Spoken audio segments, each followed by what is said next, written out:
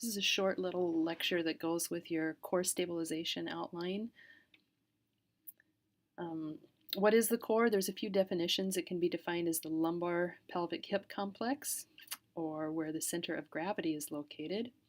It's where all movement begins to provide stability for the upper and lower extremities, and it's the foundation of any movement. So, what does a core stabilization program do? It gains strength, neuromuscular control, power, and muscle endurance of the lumbar, pelvic, and hip complex, which aids in decreasing injury in the core and the extremities due to overuse, poor posture, poor biomechanics, or poor stability.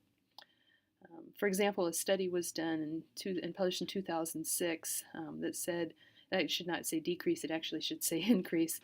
There's an increase of 20% of the kinetic energy generated just by the trunk will result in a 34% increase in arm velocity and an 80% increase in shoulder mass to deliver the same energy to the ball.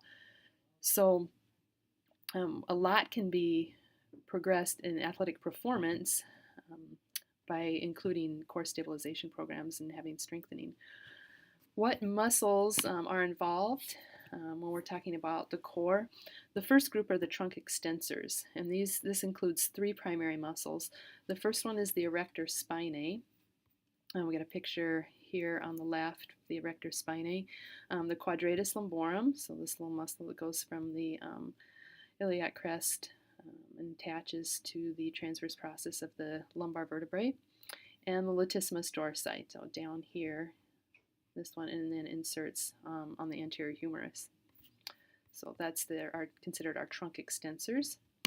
The next group is our abdominals, the rectus abdominis, so right down through the front and the middle. The internal and external obliques, so on the sides. And then the transverse abdominis, which is a deeper muscle. The picture on the top is better, that you can see going this direction. And we'll strengthen those in all different movements. There was a study done one time on the transverse abdominis. So that's the first core muscle to actually contract prior to moving your arms or your legs. So it's a really important abdominal muscle, and we'll learn how to isolate that out as best we can in strengthening. Then the last group is hip or lower extremity muscles, and that's primarily the gluteus maximus, the gluteus medius, which that's a little bit higher, the psoas, so onto the front, and then the hamstrings, which I don't think I have a good picture of, so, but hopefully you know where those are at. Primarily, our core is, those muscles are made up of type 1, which are slow twitch fibers. So we need to train them in that way. So it's not necessarily moving them fast or powerful when we're training them to work as a core stabilizer, but slow and long. And so they respond best to the long-held contractions, and by that we mean anywhere from 60 to 20 seconds or even longer if they're doing a submax or contraction. And so we might ask them to contract for 3 to 5 minutes, and we'll do some of those examples in class. Research has often shown that a loss of the above muscle activities follows an injury, so it's recommended that core stabilization is a part of all rehab programs.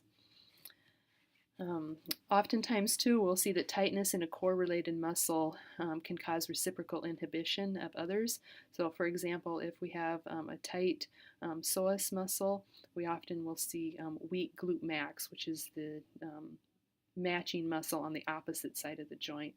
And again, we'll test that in class to see if truly your psoas is stronger than your glute max. So, wear comfortable clothes for lab, and we should be able to jump right in. Just make sure you know the muscles in each of these categories for trunk, abdominal, and hip and lower extremity.